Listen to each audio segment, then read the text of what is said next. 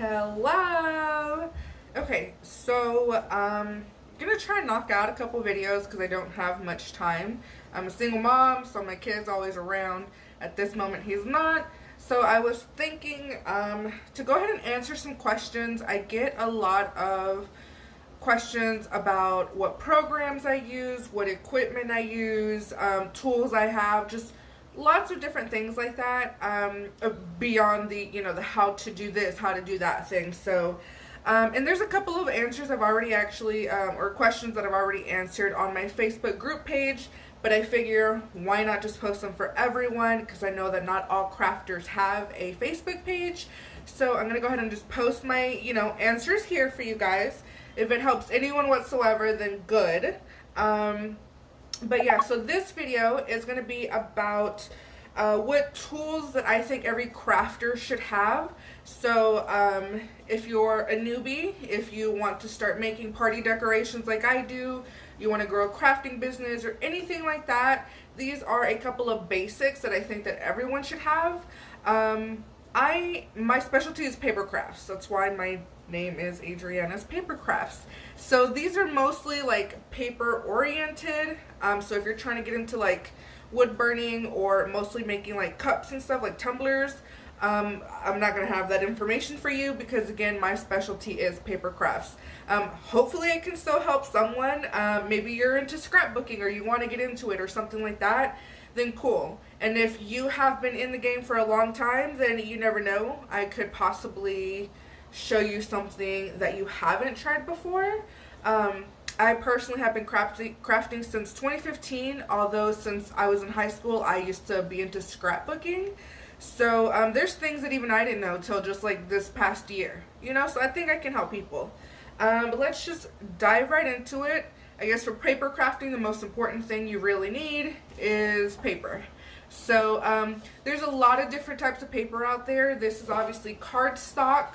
It is not scrapbook paper. Cardstock is thicker than regular computer paper or scrapbook paper. Take for example this sheet here. The red is cardstock, but this yellow pattern paper is actually scrapbook paper, and you can tell the difference because the yellow paper is much thinner than this red cardstock. So there's that. You can get cardstock at Walmart, Michael's, Hobby Lobby's, Joann's, places like that. I usually get my packs at Michael's, but yeah, you can just get that anywhere. And next, I think really everyone should obviously have a really good pair of scissors. I've spent like $13 on this pair. I actually just recently bought another pair, but I lost it during my son's birthday party, so I have no idea where it's at. Anyways, a good pair of scissors is going to go a really long way for you.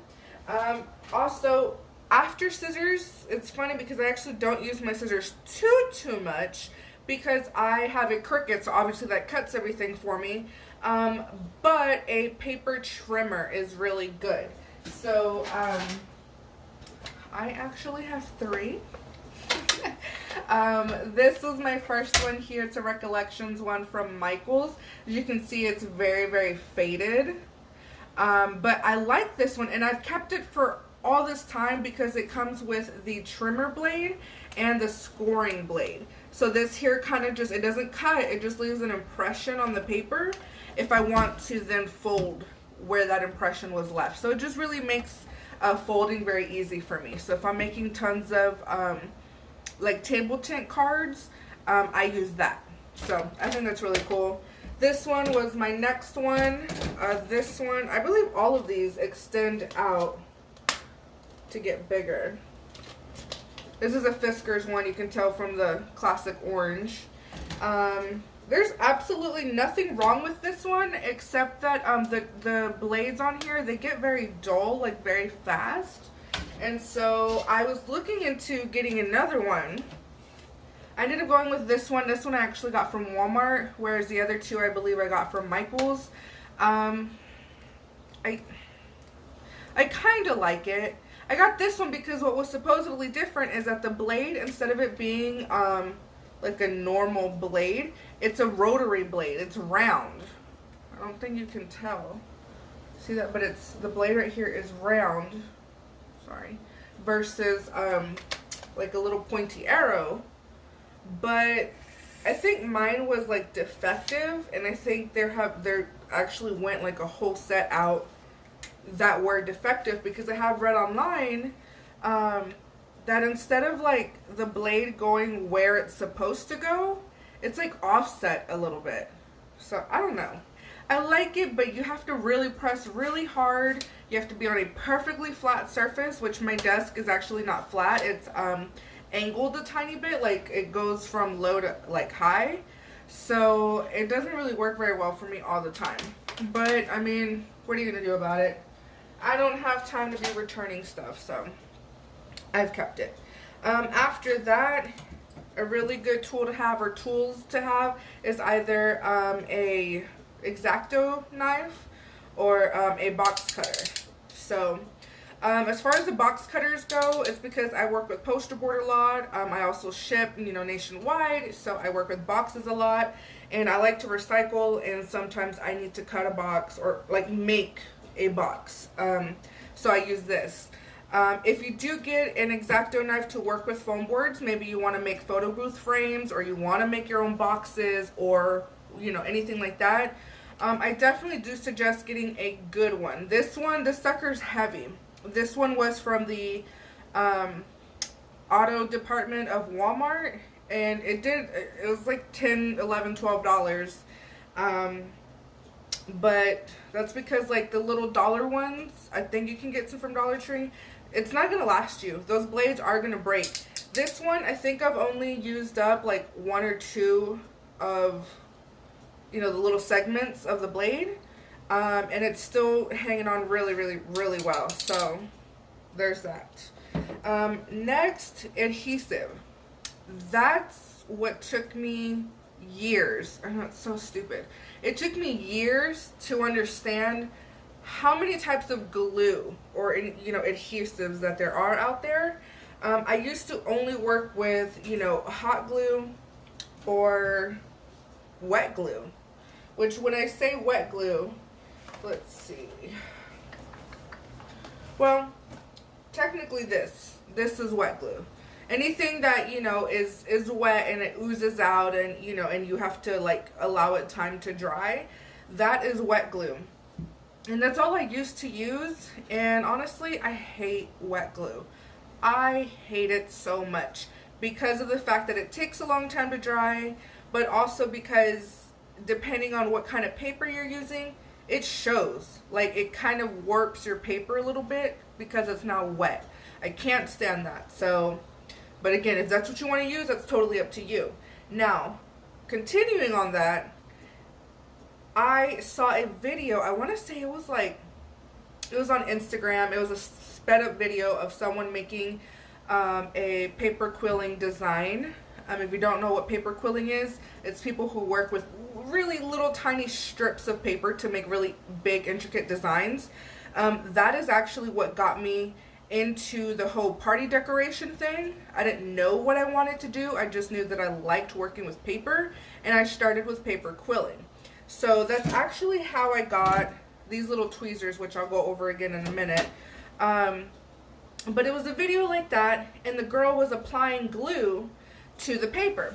Now, when you're paper quilling, you're creating intricate designs. Obviously, it's not the whole sheet. It's literally strips of paper. Anyways, she was putting glue on this edge. So she wasn't putting glue on here. She was literally putting glue on the edge, and then it was gluing like to her surface. I was like, whoa, what are you using? Like, what is this? You can't do that with hot glue because hot glue is gonna go everywhere. You can't really do that with wet glue too much because, I mean, it's, again, you have to like hang on to it. You gotta hold it there so it can dry. So I think I asked around to see what that was. Come to find out, it's this little bottle. It's not the glue inside, it's the bottle. And it has this tiny, tiny little nozzle here. So it's like the size of a needle, like a really thick sewing needle. So it's really tiny. It hardly ever clogs. It clogs a little bit, but I don't think it's this. It's the glue that I'm using right now. But this sucker has saved my life. I really do suggest that if you're working with small things, maybe you want to start making cake toppers, get yourself this. It's so good. You find it in the paper quilling section of Hobby Lobby. I'm not sure about Michael's and Joann's. I would assume that they also have something similar, but I got this from Hobby Lobby in the paper quilling section. But oh my gosh, so as much as I hate wet glue, that's what you're supposed to put in here, and it's been working really well.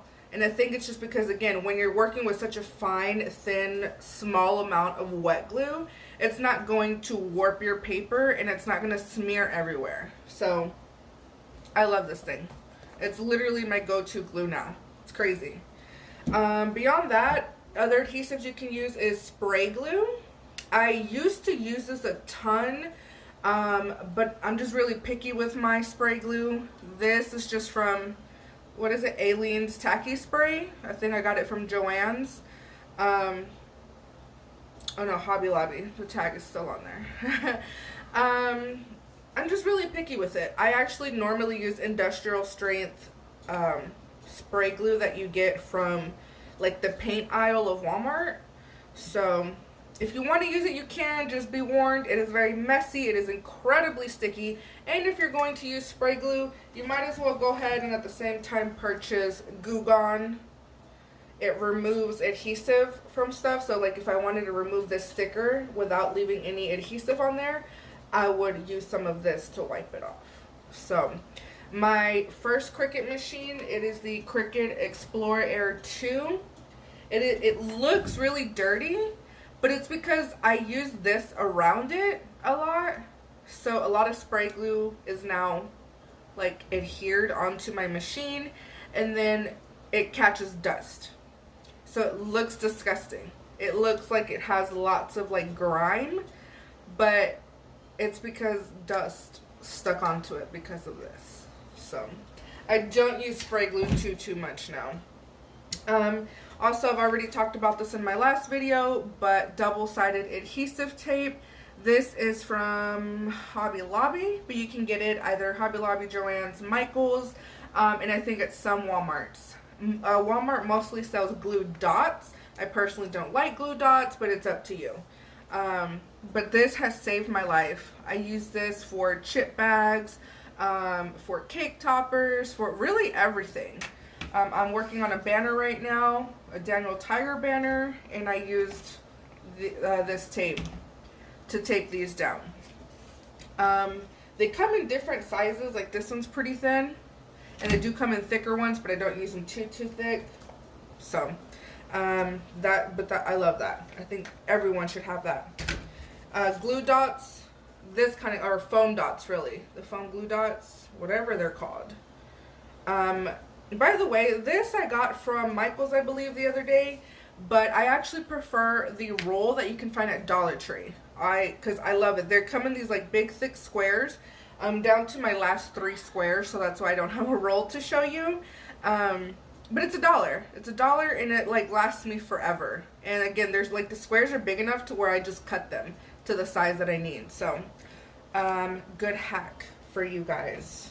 And then of course, hot glue. I know that there are some crafters, I mean, I've seen videos where people just go off on hot glue guns. They don't want to mess with it, but like I said, I'm pretty impatient when it comes to things, so I use hot glue because it's super fast.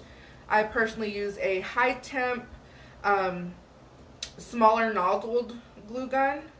This one, it's called Surebonder. I believe I got this from Hobby Lobby. Use the 40% off coupon, of course. I used to swear by this other one. I don't remember what it's called, but I got it from Michael's both times. It's white with like a blue nozzle and a really skinny tip. That's why I got it. But I've made a video before of how it basically just, it's horrible. Like, it's great. It really did. The first one only lasted me a couple of weeks until it clogged and then like just burned itself. I tried to take it apart to fix it, but I couldn't put it back together. So then when I got my next one, the exact same one, that one lasted me like a really long time, probably like at least 8 months. But then out of nowhere, it started smoking. A spark came out of here, like a literal flame spark. And then it blew a fuse in my house 3 separate times. So I will not suggest that one. I don't know what it's called. Maybe I can look it up and post it below for you guys, just as like a don't get this one. But this one's been really good so far. I believe the other hot glue gun has an even smaller nozzle, but this one's okay as long as you're careful with it. I love that this one doesn't leak. Like, it doesn't just, my other one did. That's why I burned the first time around. But this one doesn't, so I think it's really good. Plus, it has a switch here. For like the first few months that I had it, I would forget about the switch and plug it in just like all other freaking hot glue guns, and then wonder why it wasn't coming out. It's because I hadn't turned it on. But now I'm used to it, so, and I love it. I think it's awesome. That way I can just leave it plugged in. I use it so often that I don't have to go in and out with the plug, but I can still safely turn it off. So that's good. And then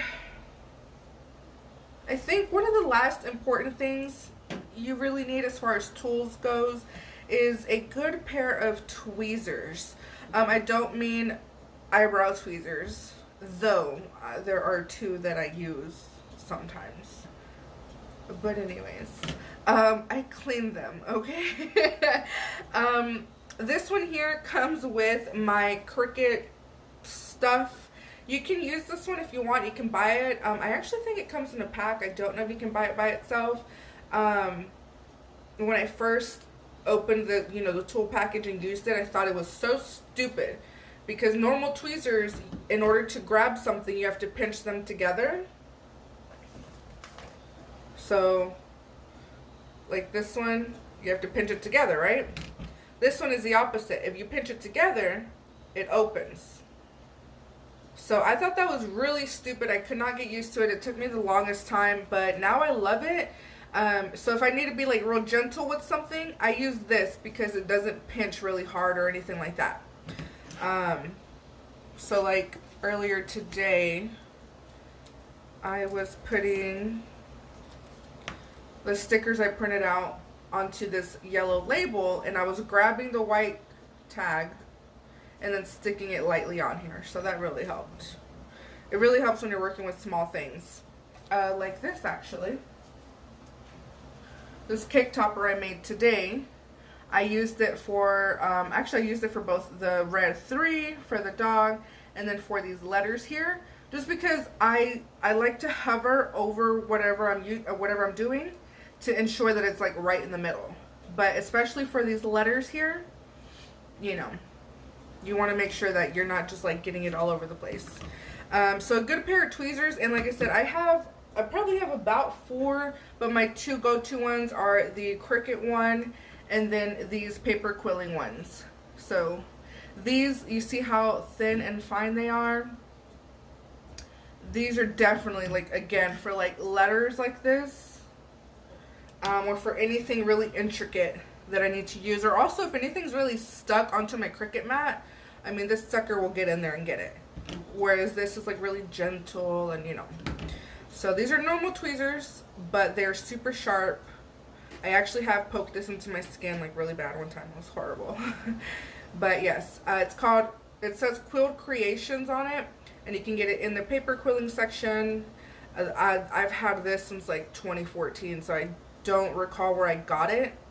I honestly think it came in a pack of paper quilling stuff at Walmart, but it's been so long. So I hope that helped you guys a little bit. Those are my go-to tools. Those are tools that I have out literally every single day.